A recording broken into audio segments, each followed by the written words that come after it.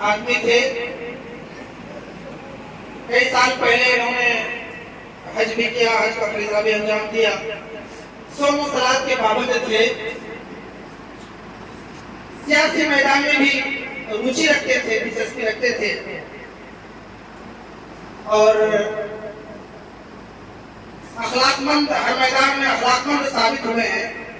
اس لیے میں زیادہ کہہ پا رہا ہوں کہ لمبے سمے تک انہوں نے جامعہ الہدیٰ عاشاباد پٹنہ کی صدارت نظامت سنبھالی ہے, سیکرٹری کے عہدے پر فائز تھے. تو ذرا بتا پا رہا ہوں,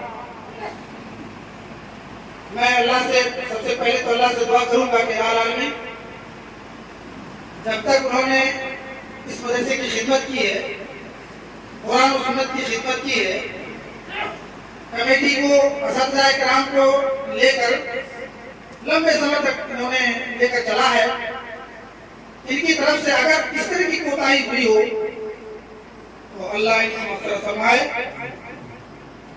اور دوسری بات یہ ہے کہ سماج کے لوگوں کے ساتھ ان کا اٹھنا بیٹھنا برابر رہا. اگر کسی کے ساتھ کبھی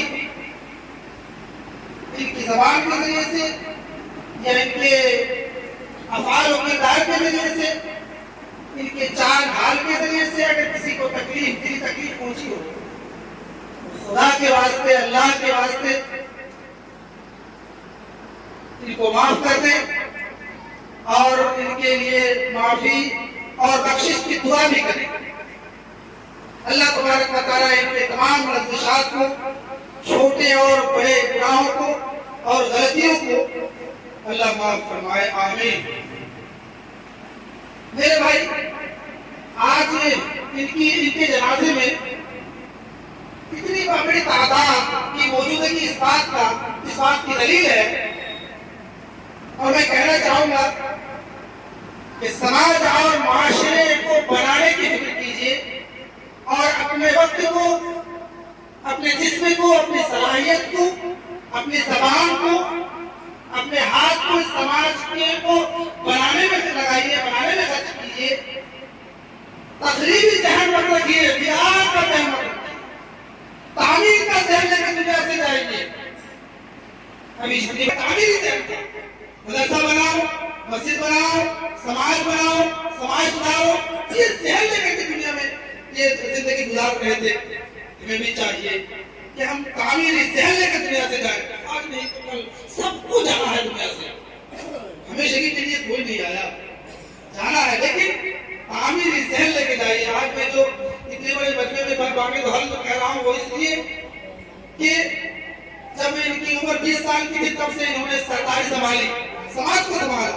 پھر تھوڑی سی عمر بڑھی تو مدرسے کو سنبھالا, مسجد کو سنبھالا. پھر تھوڑی اور عمر بڑھی تو سیاست, سماج اور معاشرہ اور علاقے کے سیاسی میدان میں قدم رکھا, لوگوں کی خدمت کی ہے, سماج کی خدمت کی ہے. تو میرے بھائیوں دوستوں, یہ بہت بڑی قربانی ہوتی ہے اس سماج اور معاشرے کے لیے. تو اس سماج اور معاشرے کی جو انہوں نے خدمت کی ہے تو ان کی خدمت کو فراموش نہ کیا جائے. یہ ادارے کے بچے بھی, بڑے بھی, چھوٹے بھی, بڑے بھی, اور اس مدرسے کی در و دیوار اور ایک ایک ذرہ ان کی مغفرت کے لیے گواہ ہے. اللہ تبارک و تعالیٰ اس کا بہترین بدلہ عطا فرمائے گا. دوسری بات, اگر آپ میں سے کسی بھی بھائی کو ان کے ساتھ لین کا معاملہ رہا ہے یا کس طرح کا معاملہ رہا ہے, چھوٹی بڑی اگر لین دین ہے تو خدا کے واسطے ان کو معاف کر دیجئے. اور اگر بڑی کوئی بڑا کوئی لین دین رہا ہے, زمین کا معاملہ ہو, جائیداد کا معاملہ ہو, قرض کا معاملہ ہو, تو ان کے وارثین موجود ہیں.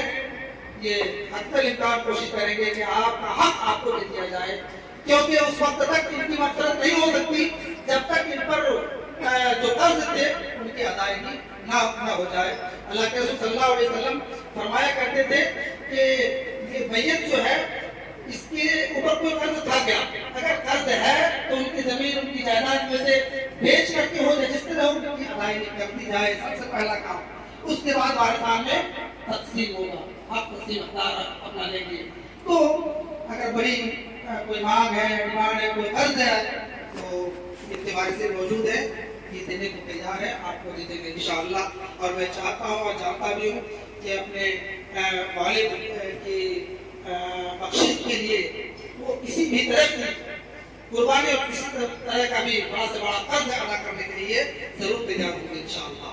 اب آئیے جنازے کی نماز کے لیے ان کے فرزند جناب حافظ بلال احمد صاحب وہ جنازے کی نماز پڑھائیں گے، اور جنازے کی نماز پڑھنے کے بعد ہم لوگ ادھر ہی آس پاس ہی تشریف رکھیں گے، چونکہ آپ بتا رہے تھے اس لیے ادھر کا کام ذرا سا روک کر کے جنازہ پڑھ لیا جا رہا ہے۔